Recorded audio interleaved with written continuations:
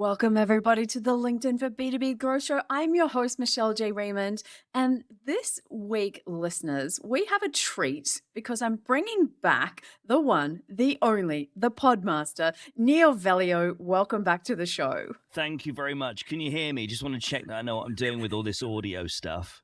I'm hoping that you do, because you're sure casting some content out there, criticizing others. Some may say helping them. Really depends on which lens you look through. Take the blue pill, take the red pill, I think is how it works out. But I'm having you on this time for something different. If people want to know about avoiding rookie mistakes with podcasting, I will share the link to our first episode. But I didn't get you on this show for this one. I got you in because I want to talk about the plague that is happening on LinkedIn. And I think it's a plague of blandness. And I want to teach my listeners how they can be one in a billion. And it's the power of distinctive brands. And you have one. And I'm not sure that everybody really understands the power of this. All right, so I'm going to give you the floor now. But tell me, how do you define a distinct brand? Something that is unshakably you. What I mean by that is when you're doing your stuff, whether that be YouTube, podcasting, posts on LinkedIn, whatever it is, it's about having that style and voice and not a fabricated style and voice. This is the important point I want to make. And it's a style and it's a voice where if someone sees that being said, they immediately click, even before they've seen who posted it or wrote it or said it. They go, that's Michelle. Company pages. Why the hell aren't you people spending more time on your company pages? It's Michelle. There's Michelle again. She's going about company pages. And that is, for me, that's exactly what a distinct brand is. It's somebody that can actually take the thing that they're an expert in. And sometimes the things that, you say within that brand are not entirely popular. But for me, the whole thing is, as long as you stand by what you're saying and you're not faking it, and this is the key point here, I think a lot of people, when they're talking about personal branding and distinct branding, they're talking about logos, they're talking about colors, fonts, all that sort of stuff, how you show up on screen, how you sound in your audio. And that's not what that is. What it is how you define the things that you talk about that you're not willing to shake on. And a good test of this, you'll know that you've got this if people come at you in your comments and they try and counter what you're saying. They challenge you on it.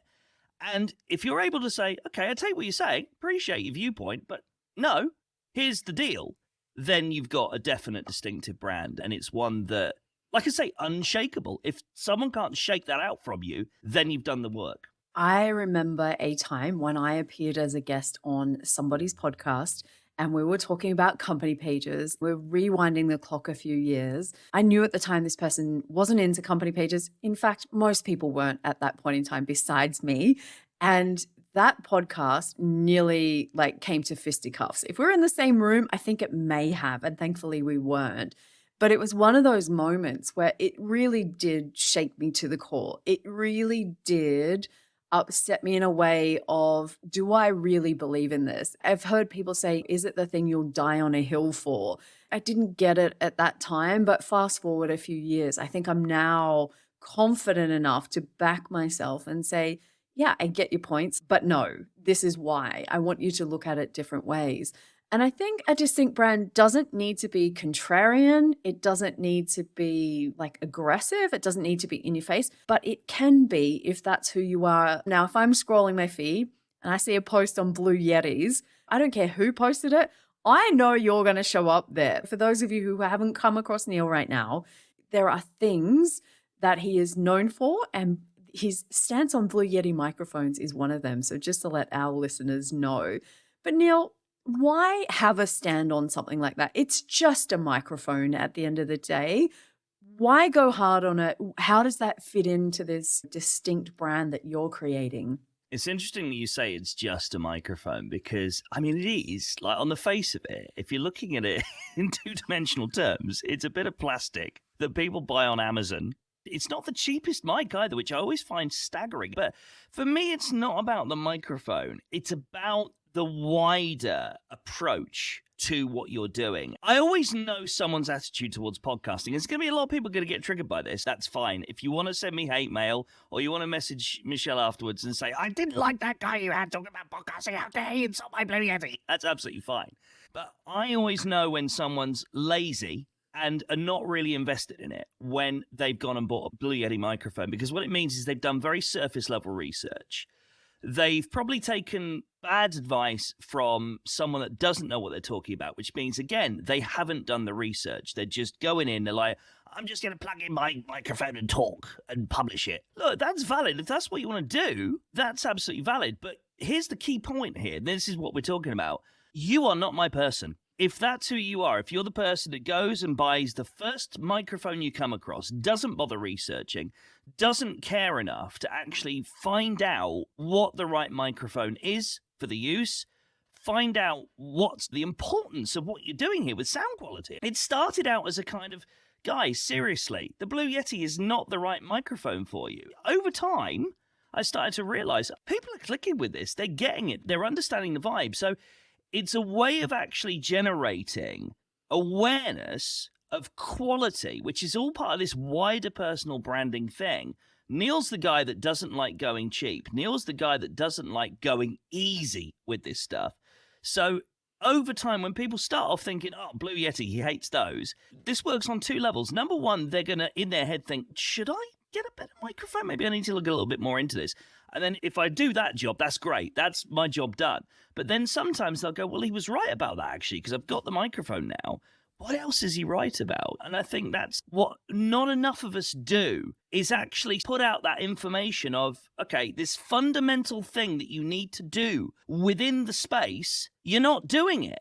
If you do it, it's only going to help you. Yeah, absolutely. And I think the concept here is distinct brands attract the right audience and repel the people you don't want to work with. And this is the real power of it. This is why I'm a huge fan. I wasn't always on board the branding train, as you know, until I realized the opportunities that come when you stand out for something and you own your own little space in your own way. You're not trying to be something that you're not. And that's why I'm getting to speak on 2 international stages this year. And this is the opportunities for businesses and individuals who want to grow, is if you try and be someone else that you're not, you just blend in with everyone else. And we end up in the world's biggest game of where's Wally or where's Waldo, depending where you are in the world. But you don't just build your own brand. You're working with clients in the podcasting space. And I'm sure that you're giving them advice on how to create a podcast that stands out. And this, I'm sure, translates just as much across into content that happens on LinkedIn. What are the main challenges that you come up against when you're trying to get someone to go maybe a little left of center or a little bit different or embrace being themselves? What are the challenges that you get and the pushback that happens, and how do you get around it? This is something I learned in my days in broadcasting, actually, is that you have a lot of power when you have this tool called a digital audio workstation. It basically turns you into an audio god, because then what you can do is you can say to people, you can say to personalities, presenters, podcasters, YouTubers, you can say to them, just do what you do, just be you, unfiltered, unapologetically you. And of course, there is this whole thing of people, when you do that, then the demons are unleashed, and sometimes they go into sort of slightly dark places. And you have to sometimes understand that them saying something publicly might not be in their best interests, but at the same time, you don't want to water them down. And this is where I feel podcasting has a benefit that broadcasting is losing now. I think as more people become aware of the art of podcasting and YouTube and content in general, and broadcasting is losing ground because everything is so considered, and you've got to think about what you're saying in real time, and you can't step outside of the lines because then you're going to get in trouble. You're going to get fired. Now, if I was to turn around and say something extremely controversial, one of 2 things is going to happen. Number one, this is going to go absolutely viral for all the wrong reasons. And number 2, you're going to kick me off and never have me on your show again. So there is that sort of consideration. Yeah, bye-bye. There is that consideration of you still have to sort of apply a little bit of sensibility here. You still have to be a little bit sensitive to making sure you don't bring brands into disrepute. But you do have that ability to say to, certainly for me, for clients, okay, so you're angry about this thing, go off on it, do it, say it, get it off your chest. Which is why a lot of my podcasters, they sometimes say to me, God, it's like being on a therapy couch, because you get to vent, you get to not only share your passion, but also share the things that anger you and the things you want to improve. And so when you've got that all laid out for you in video or in audio, you then have the ability to go, right, okay, so this part here is brilliant, and this really talks about who they are. This part, they might be going a little bit far, so we're going to slightly trim that down for their own good. We're not censoring. That's the key point. I want to make this really clear. It's not about censorship, because this is about understanding the fine line and the difference between saying something controversial and saying something that's really bad. Most people don't say stuff that's really bad. They just say stuff that they might regret immediately upon it becoming in the public domain. And that's where the work comes in, where you say to people, look, this is your personal brand. You might, in the heat of the moment now, you've said that, regret saying it and think, oh, I should take that out. But actually, this is a way for you to connect at a far deeper level with the people that are going to resonate with that point. And that's exactly about the intentionality behind what I put out there. It's not by accident. Believe me, it's not like I sit there for hours and hours on end planning it necessarily, but none of it is on accident. I totally get it. And that's why there are things which I'm not afraid to post, that there are things that press my buttons on LinkedIn, because that is a part of who I am. I am the person that comes from a family of policemen that has a very strong sense of right and wrong and justice and following rules. That's just a part of me, as much as I love to go rogue and go and do things my own way and not be told what to do. So depending on the day is depending how I get there. But ultimately, it's sharing from a place of, I want my community to have the best advice possible. This is where we're trying to get to. I want my kind of people to show up and support me. And it's such a two-way street. But how do you balance the need to stand out? And I'm going to say get attention, because I think there is a level of, we do need to get attention. We need eyes on us to grow our businesses on some level, with staying authentic, with, living towards your values and maybe the vision you have for your business. Do you find that that's a difficult line to, I guess, walk when it comes to creating content? Not if you're doing it for the right reasons, not if you know what you're doing. Very early on, I sat down and I mapped out exactly what I wanted to stand for, not only as a business, but also as an individual running a business. All the things that I'm passionate about: quality, decent, entertaining content, helping people to achieve their goals, all those things, those surface level things, but also a bit deeper than that. What feathers am I willing to ruffle? What sort of people am I willing to challenge? What kind of responses am I willing to deal with when those people get challenged? And this comes up a lot. When you're saying stuff that a lot of people are making money from the opposite of, you're going to come up for challenges. And so for me, it's not difficult. I watched a YouTube interview with somebody who's quite famous on LinkedIn for personal branding. I'm not going to name her because it's not fair. This is your show, not mine. The whole point was that she is someone that's renowned in the personal branding space. And I watched the whole thing and I was like, you're not talking about personal branding. You're talking about getting attention. You're talking more about PR. And I think this is the problem, is that a lot of people don't understand what the term personal branding means.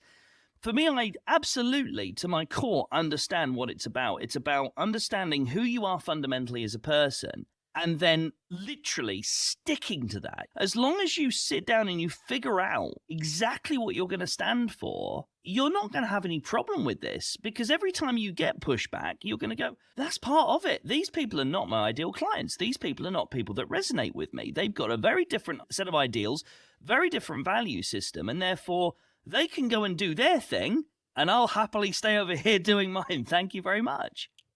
I think sometimes when you stumble across people on LinkedIn, and they can come into your orbit in all kinds of different ways, and it's not necessarily a deliberate search, although sometimes it might be, that I find often, depending on the day, depending the timing when they land on what post, they might walk into a blow up rant kind of post, or they might walk into the world's most helpful post.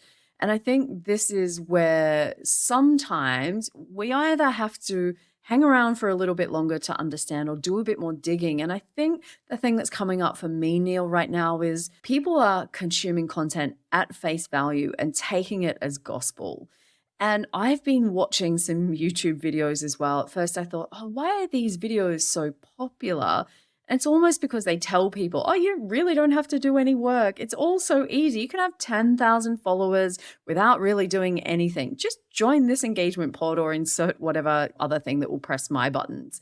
And I just think that some of that has got to come back. Yes, there'll be the innocent parties that are new to all of this, but some of them are searching for that kind of content. And I just think they end up finding it. And I think part of having a distinctive brand that you're really clear around which side of the fence you sit on. Because I found for a little while there, my feed was infuriating me. It was not something that I enjoyed having a look at. I was triggered more often than not.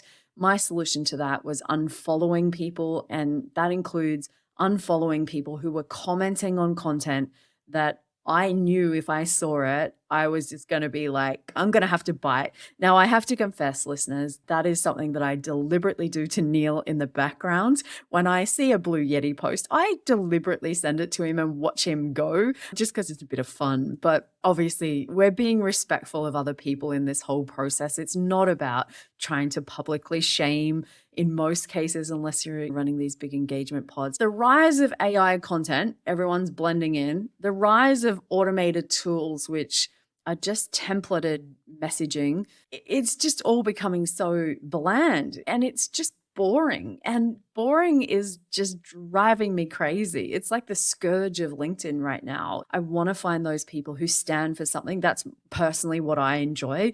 I want to find people that know their stuff and I learn from. And that's pretty much every podcast guest that I've always had on the show. But can you share about a specific maybe tactic that you have used personally that's helped you build your audience on LinkedIn that has repelled the wrong people and attracted the right people? What does that look like, in an everyday Neal's on LinkedIn spending time? What does it look like that you do? It's really interesting that you bring up AI because I think this is a really key point for me. And it's certainly, it's lending itself to why people are getting frustrated with the platform. It's not a small coincidence that, the moment you started to see posts from people that have been on LinkedIn a while saying, oh, I'm really getting annoyed with it now. I'm thinking about, jacking it all in.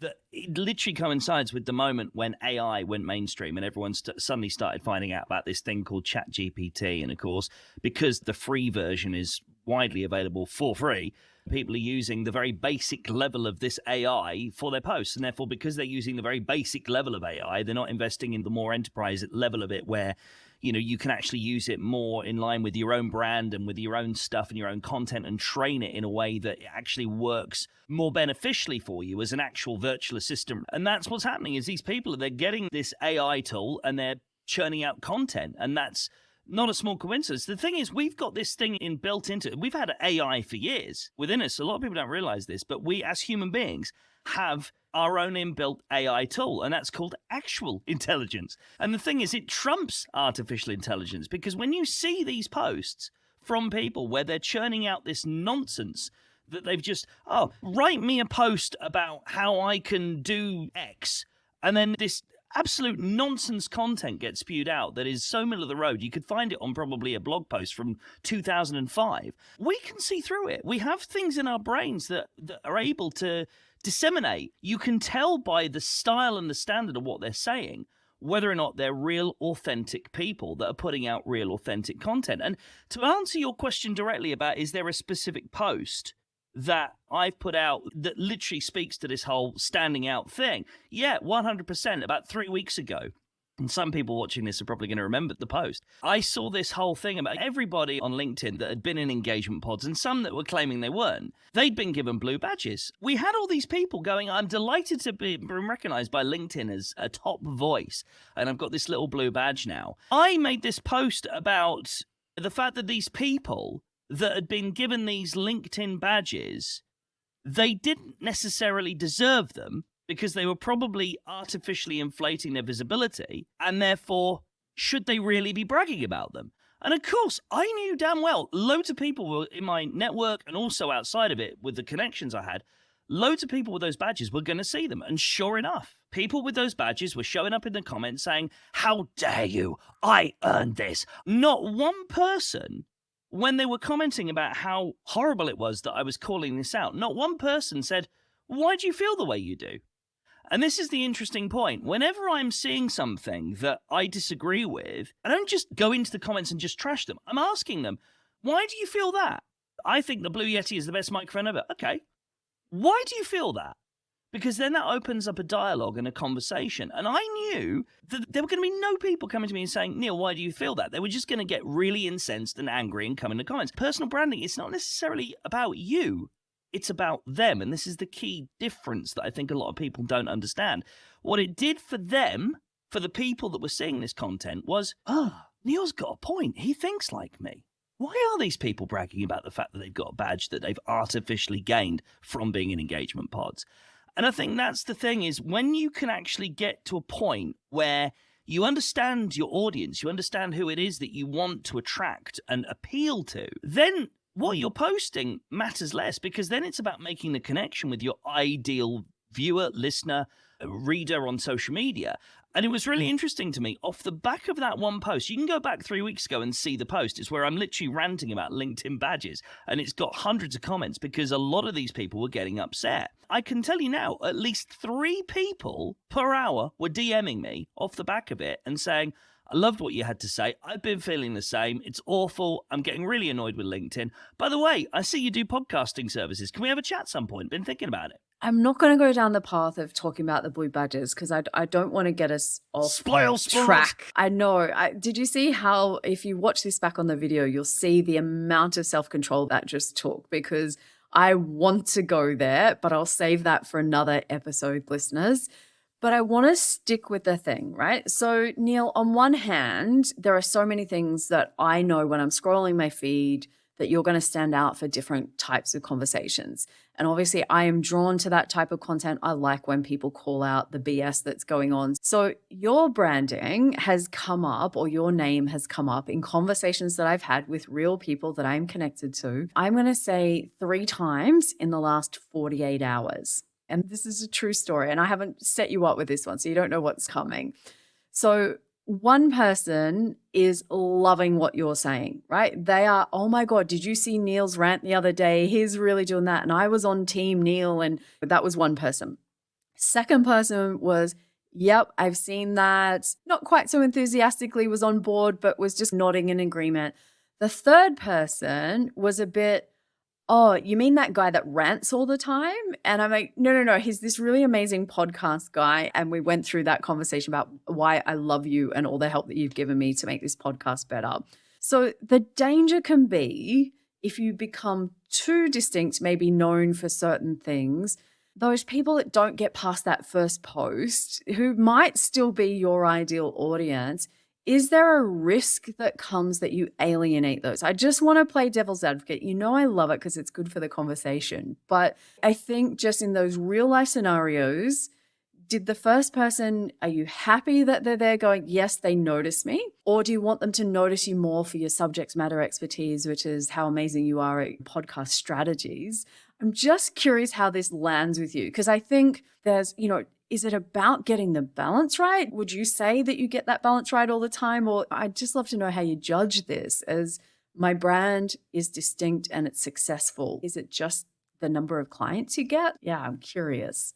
We're back to that a few questions ago where I said to you, it's not difficult if you know what you stand for. And this is the icky part of marketing that a lot of people have a lot of trouble with. And that's why a lot of really gifted and talented people don't get success, because they get stuck at the ick. And it's that whole, it's scary. Honestly, standing out is scary. You might not like Elon Musk. A lot of people don't. I'm not sure what I feel about him, to be honest with you. But there's one thing you cannot say about Elon Musk, is that he stands for stuff. You can't say he's boring. You can't say that he's not clear about what his intent is. He 100% is an outlier. And I'm a big fan of outliers. I always have been. I've been drawn to outliers.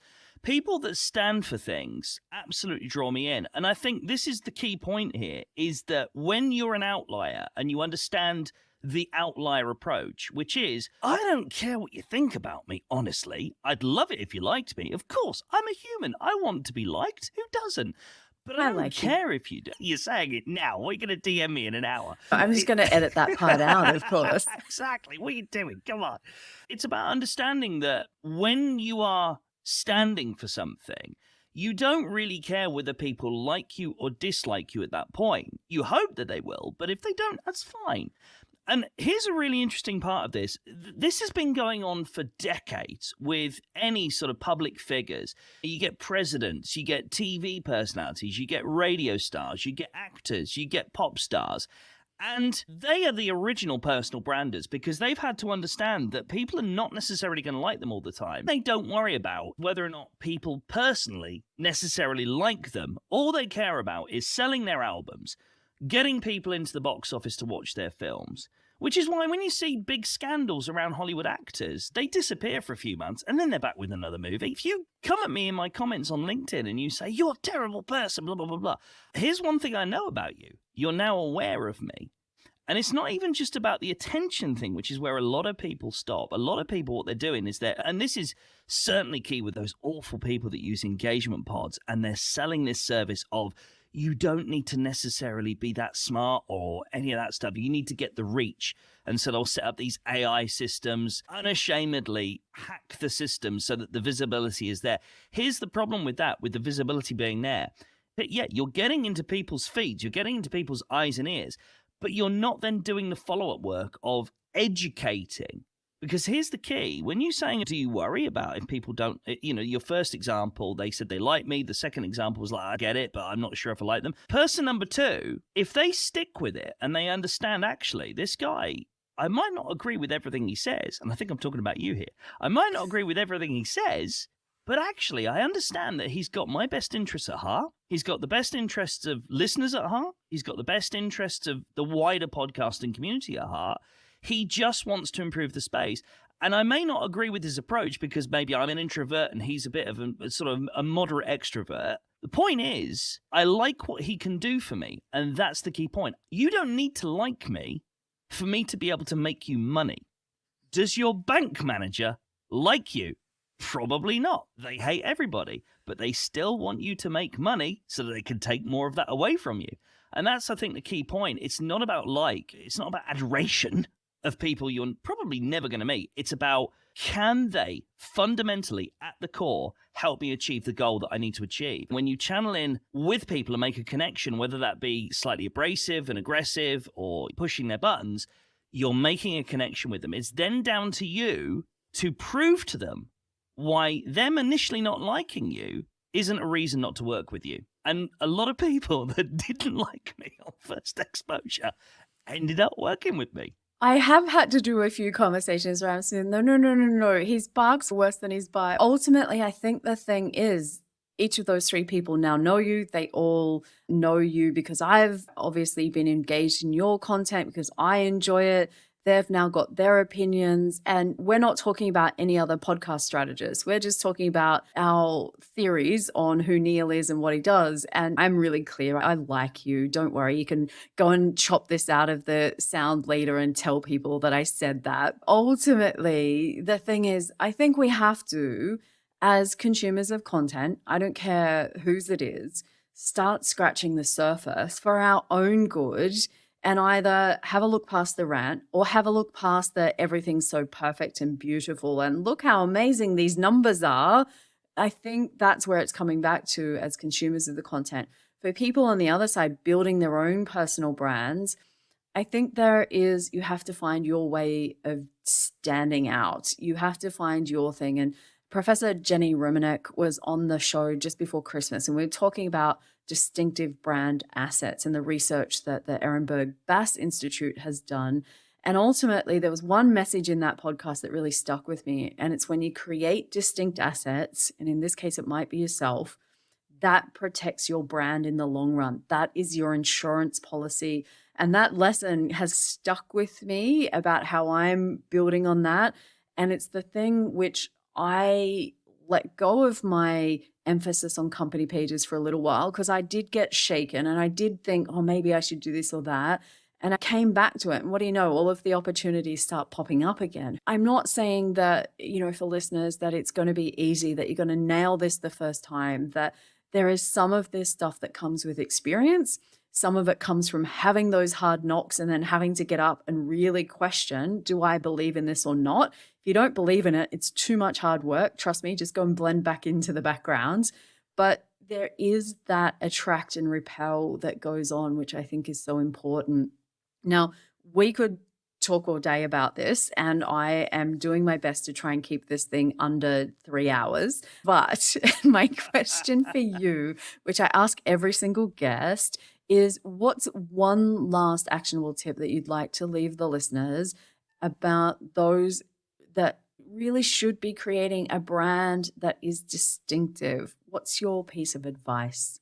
I think the first thing that I would suggest anybody does, this isn't limited to LinkedIn, but of course this is a LinkedIn platform show. And so the majority of people watching this and listening to this are going to be LinkedIn people. I think it's really easy to be sucked into this. There's a lot of bad advice.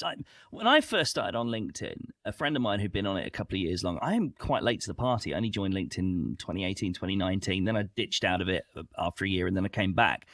And the advice I got was, you can't be yourself, Neal. LinkedIn is not the place where you can go on and do your rants. And I was like, why? And I very quickly realized he had my best interests at heart, but he was wrong, absolutely wrong. And I think the moment I noticed things changing was when I went, nah, do you know what? I'm in this haze of LinkedIn is this weird special place where things are different and it's not like normal social media.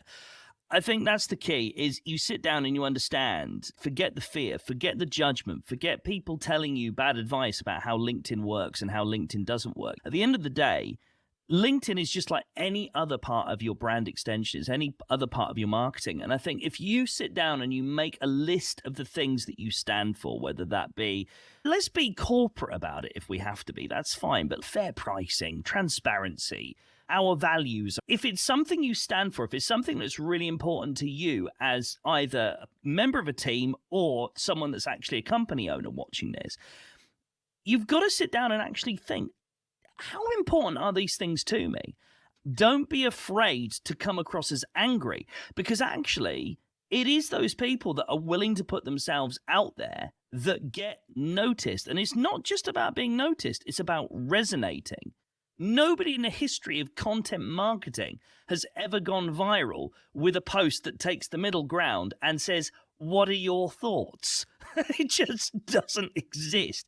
So the more you can do to stand for something and really grab that attention, forget these 50 hooks that will get you viral on LinkedIn. That's all self-interested garbage.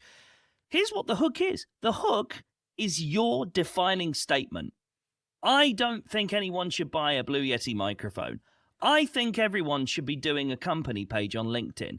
I think insurance is really flawed, or this thing that I believe in is illegal and should stop. And I think as long as you do that and don't be afraid, understand you're going to get pushback. Of course you are. But remember this, those people are not your people. Ignore them. They never were. And my words for all of that is create your digital twin. There should be no difference to what you're putting out on LinkedIn to if we were to meet face to face. What I want people to know from this is have a look around, have a look at your feed, find the people that are standing out and have a look at what they're doing. What makes them stand out to you? What are you drawn to? Not who's most popular, because that's a whole other probably manufactured conversation that's going on the platform, but look for people who are doing things different to everybody else. And I think that's an amazing lesson that I think we've covered pretty well here today. I appreciate you. And for anyone that does not know Neal, I will make sure that all of his details are in the show notes. And if you are thinking about starting a podcast, got a podcast, and want an amazing improvement in an existing podcast, then he is my only go-to resource. Why? Because despite what you may see or read on LinkedIn, he actually cares. And I'm just putting that out there on my podcast too. And I did a testimonial recently. I'm spilling the beans on you, mister. So bad luck. On that note, everybody, I'm going to wrap this show up. I hope you've enjoyed it. please reach out and connect with us. Let us know that you listen to this podcast. What do you take away? Which team are you sitting on? Are you prepared to put yourself out there, or does it feel a little bit scary? I'd love to continue the conversation over on LinkedIn. Until next week, cheers.